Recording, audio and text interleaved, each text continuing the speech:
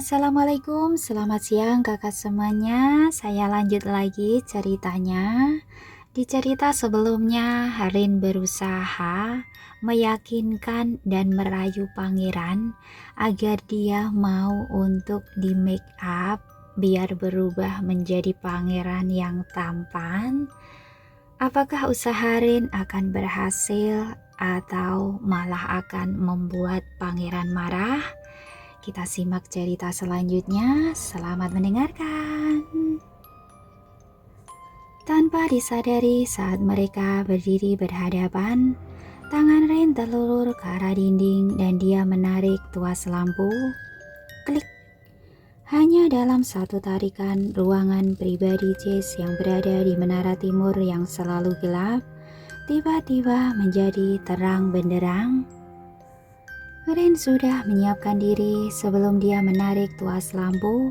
Rin memejamkan mata terlebih dahulu agar tidak terasa sakit. Berbeda dengan Jess, dia tidak siap dengan kejutan itu. Matanya serasa terbakar, dia seperti mengalami kebutaan sesaat. Rin memanfaatkan momen itu, dia memeluk Jess dan menarik ujung kaosnya. Rin memasukkan kepala ke dalam kaos Jess. Meskipun Jess meronta dan berteriak, tapi Rin tak peduli dan terus melanjutkan upayanya. Rin masuk ke dalam baju Jess dan mengeluarkan kepalanya di lubang leher baju pria itu. Saat ini kepala mereka saling berhadapan dengan tubuh Rin yang memeluk erat tubuh Jess. Mereka berdua terkurung di dalam satu baju yang sama. Baju yang Jess kenakan. Tubuh Rin yang ramping sama sekali tidak kesulitan untuk menyelinap ke dalam baju Jess. Jess sangat tersentak dan terengah-engah. Dia sama sekali tidak percaya jika pembantunya itu akan melakukan hal yang sangat tak terduga. Jess tak bisa berbuat apa-apa. Ingin sekali Jess mendorong Rin, tapi itu tak mungkin. Karena tubuh mereka menyatu di dalam satu lubang baju yang sama, wajah Rin dan wajah Jess hanya berjarak beberapa sentimeter.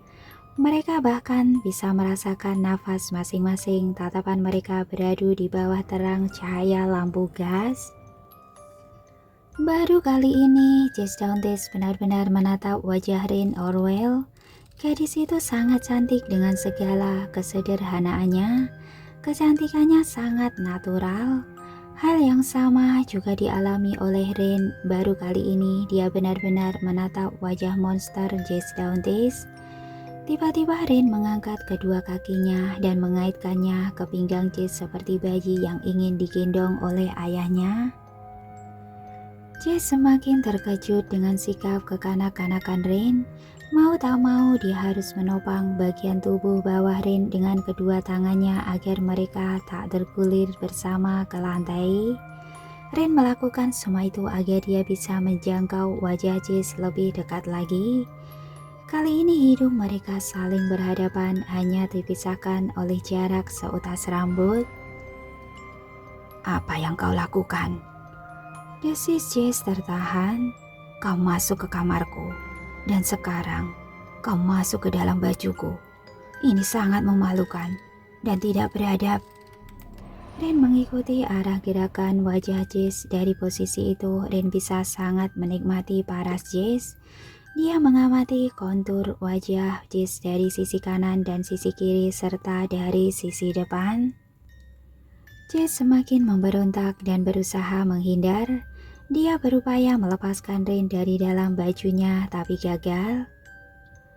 "Tidak terlalu buruk," ujar Rin. "Kau menghinaku. Bukankah kau takut padaku? Tapi kenapa kau mengatakan hal yang sebaliknya?" "Apa kau pernah bercermin?" Rin melirik pada cermin yang retak. "Aku meragukan itu. Tapi percayalah padaku dan tatap mataku. Apa aku terlihat bercanda atau berbohong padamu? Sejujurnya, wajahmu tidak terlalu buruk. Oke, kau memiliki kontur wajah yang sempurna, terlepas dari sulur-sulur hitam di permukaan separuh wajahmu. Kau juga memiliki bentuk tulang yang simetris, hidung mancung, bibirmu sempurna. Seluruhnya terlihat sangat menarik terlepas dari sulur-sulur itu. Apa yang kau bicarakan? Jess mulai tak nyaman. Bisa kau turun dari tubuhku dan keluar dari bajuku? Ini sangat... Aku akan turun dan keluar dari bajumu, tapi dengan satu syarat. Kau harus setuju untuk kusihir malam ini dan menghadiri undangan ke balai kota. Jika tidak, maka semalaman aku akan terus menempel padamu seperti ini. Ren menyeringai nakal. Wajah Jess bersemu merah. Kau benar-benar pelayan yang gila.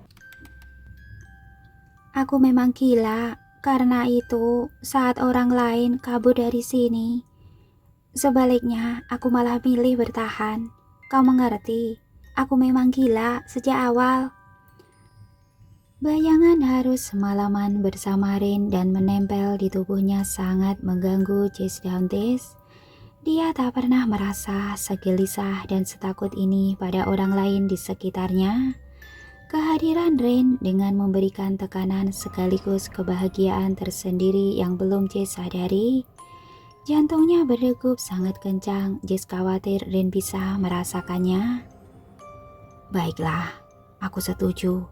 Tapi jika sampai makan malam ini gagal dan mereka menertawakan aku, maka engkau adalah orang pertama yang akan aku habisi.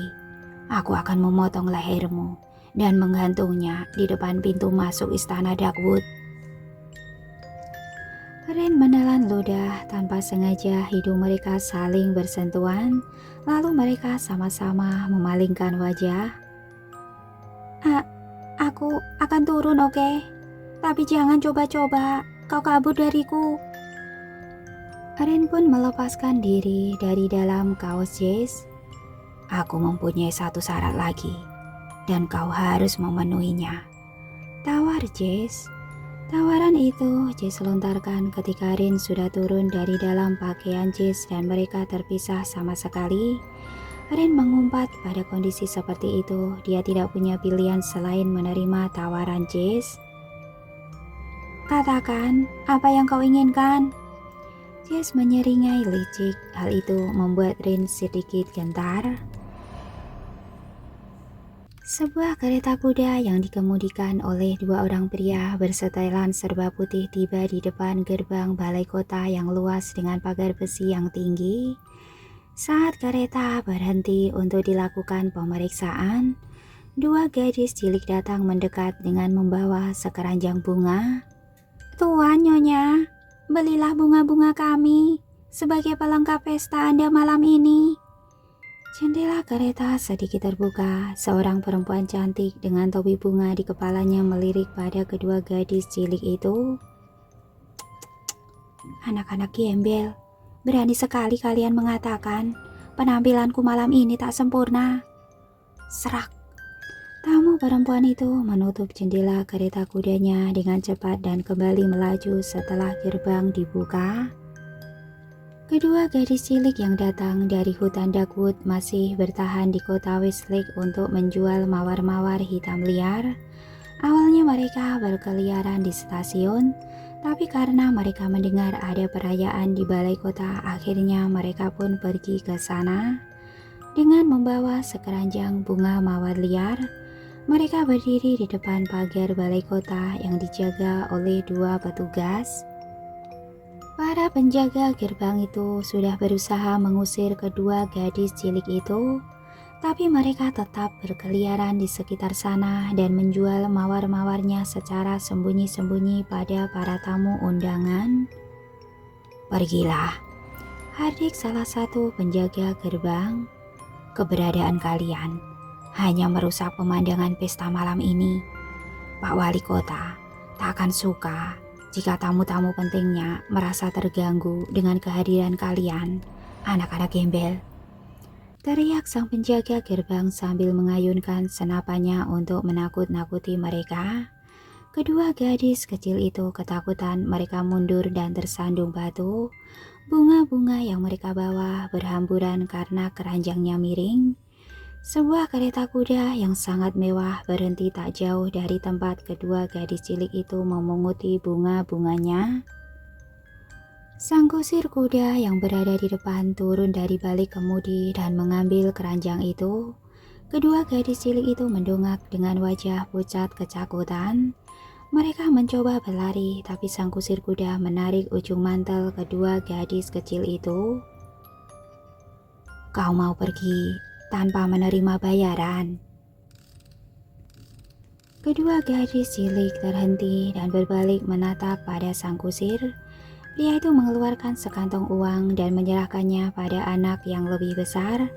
Dia juga sempat membisikkan sesuatu pada kedua gadis cilik itu. Mereka berdua mengangguk setelah menerima uang dan berlari sekencang-kencangnya tanpa menoleh ke belakang. Sekeranjang mawar liar yang ditinggalkan begitu saja dipungut oleh sang kusir kuda. Dia serahkan sekeranjang mawar itu pada penumpang di dalam kereta yang dikemudikan. Terima kasih Boris. Aku harap mereka tidak lagi mencuri mawar-mawar liar ini. Seorang pria bertopeng hitam menerima sekeranjang mawar itu. Malam ini wali kota Flint tidak hanya mengadakan jamuan makan malam, tapi juga pesta dansa dan topeng. Di dalam balai kota, para tamu undangan sudah banyak berdatangan. Mereka semua berkumpul dengan pakaian mewah dan perhiasan terbaik yang pernah dimiliki. Tapi antara satu dan yang lain hampir tak saling mengenali. Mereka semua mengenakan topeng wajah. Wali kota Flint, pria dengan rambut perak bersetelan hitam sempurna, berdiri di tengah-tengah ruang dansa super mewah dan besar. Di matanya terpasang topeng yang sewarna dengan rambutnya. Dia dikelilingi oleh para rekan bisnis dan tamu kenegaraan yang hadir malam itu. Saat wali kota Flint mengangkat tangan, semua orang menutup mulut masing-masing dan menyimak dengan penuh perhatian. Malam ini, kita akan kedatangan tamu istimewa, ujar sang wali kota dengan nada bersemangat. Apakah kami belum cukup istimewa untukmu, wali kota Flint? Canda salah satu tamu undangan yang menjabat sebagai tuan tanah di kawasan Black Lake. Gelak tawa renyah menguar dari seluruh tamu undangan yang hadir. Wali kota pun ikut terkekeh. Dia kembali mengangkat tangan dan semuanya terdiam. Seperti agenda kita sejak 5 tahun yang lalu, bahwa kejatuhan kerajaan Darkwood yang membuat kita bangkit dan menciptakan kehidupan baru di Westlake. Semua orang terlihat menahan nafas. Sang wali kota tampak akan menyinggung sesuatu yang sangat sensitif dan tabu. Aku mengadakan pesta dansa dan makan malam ini khusus untuk menyatakan sikap. Jika kita ingin negara ini maju, maka sudah selayaknya seluruh simbol dan kekuasaan negara dipegang oleh satu pihak yang sama. Apa maksud Anda, Pak Wali Kota? Ujar salah satu tamu undangan yang tampak tidak senang dengan keputusan sang wali kota. Dukungan apa yang ingin Anda capai dari pesta ini? Benar sekali, Tuan Wellington, mantan pejabat keuangan Kerajaan Darkwood.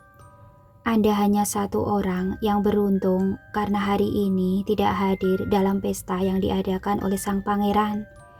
Jika saja malam itu Anda tidak mengalami diare akut, mungkin saat ini Anda tak akan berdiri di sini. Sindir sang wali kota Julas itu. Anda pasti sudah terkena kutukan, atau jika beruntung, mati sepulang dari pesta. Tuan Wellington tampak merah pada mukanya. Semua orang menganga. Baiklah, batas waktu untuk Pangeran Darkwood sudah mendekati jatuh tempo. Jika sampai pada perayaan kelima kutukan itu tiba dan dia belum berhasil menyelesaikannya, maka kita semua sudah sepakat untuk meratakan bangunan istana tua di puncak gunung sana dan mengembalikan penjagaan Darkwood pada pihak Westlake, yakni pada kita. Sebuah tepuk tangan menggema, disusul tepuk tangan kedua, ketiga, dan meriah sekali hingga semua orang bersorak menyambut rencana sang wali kota. Mereka sudah muak dengan gosip tentang perlawanan sang pangeran di dalam hutan. Jika hutan Darkwood berhasil dibuka, maka Westlake tak akan menderita kemiskinan. Sumber daya tambang emas di tengah hutan bisa mereka gali dan jual. Ketika werewolf Hardy yang juga hadir dalam pesta topeng malam itu hanya mengawasi dari kejauhan, mereka berdiri di dekat meja hidangan sambil menyesap anggur. "Di mana putra kehormatan Tuan Flynn?"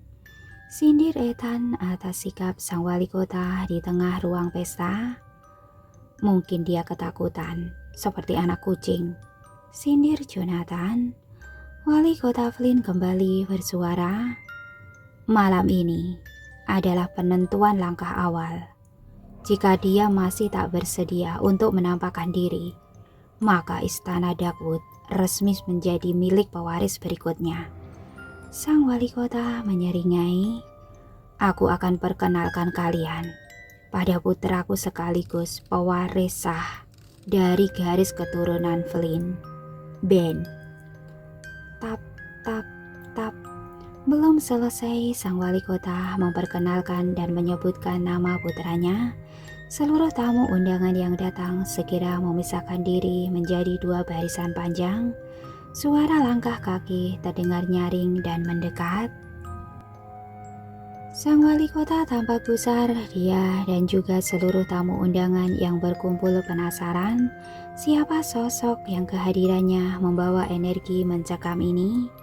Seorang pria dalam setelan hitam dan bertubuh atletis sempurna datang sambil menggamit lengan seorang perempuan yang sangat cantik. Wajah mereka terlindung oleh topeng seperti halnya tamu undangan yang lain.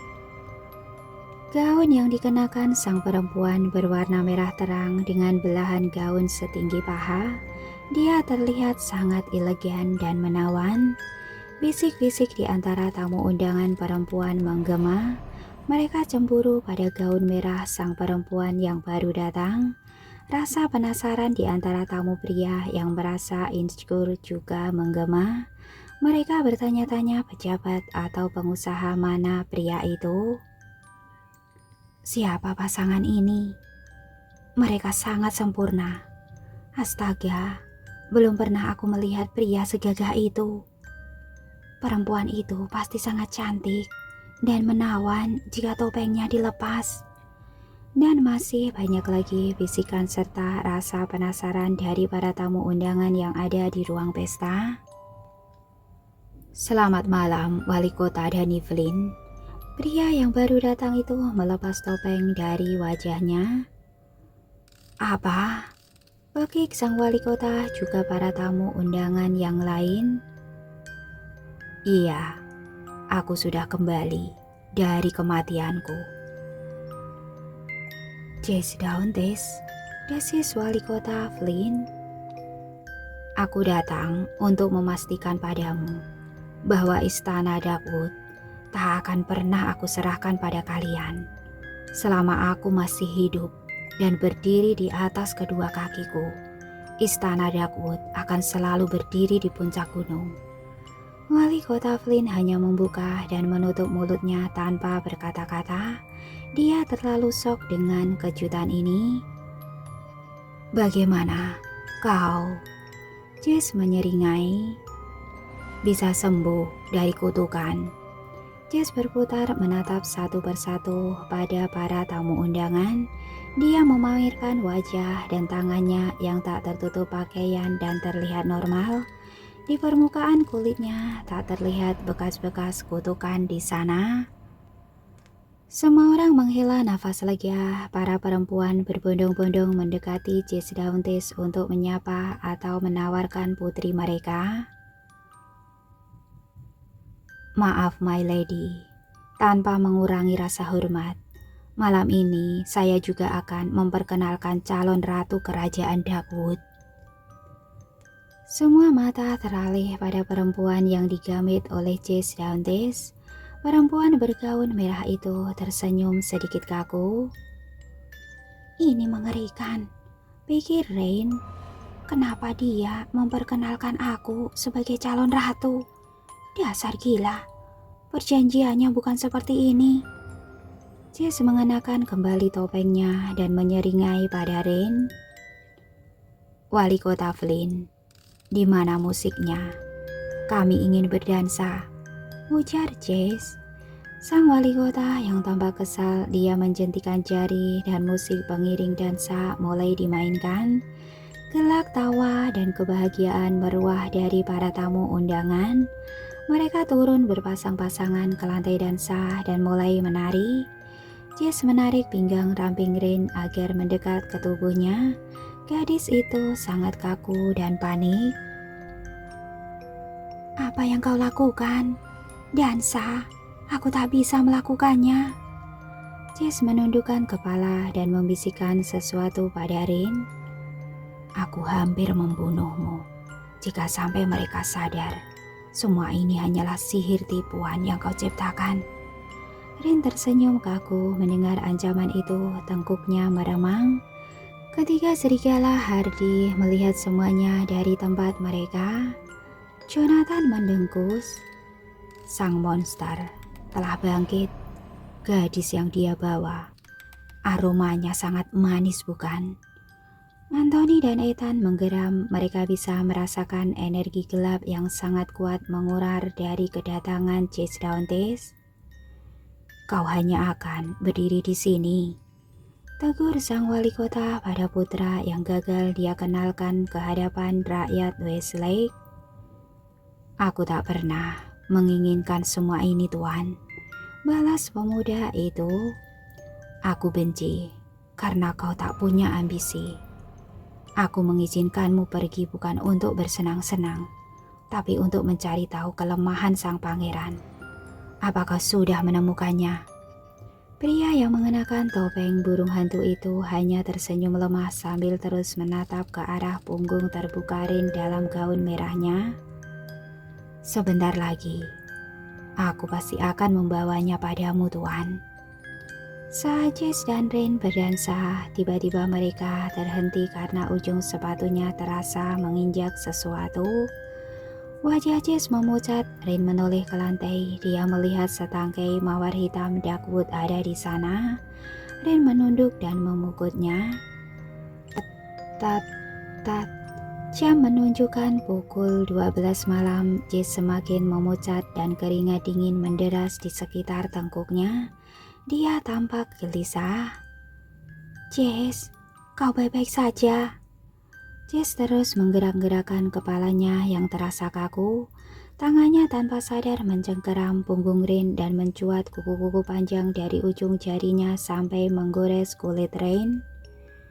Jess, tegur Rain panik sambil menahan perih. Kau tidak boleh melakukannya di sini. Dia berbisik sambil melihat keadaan ramai di lantai dansa.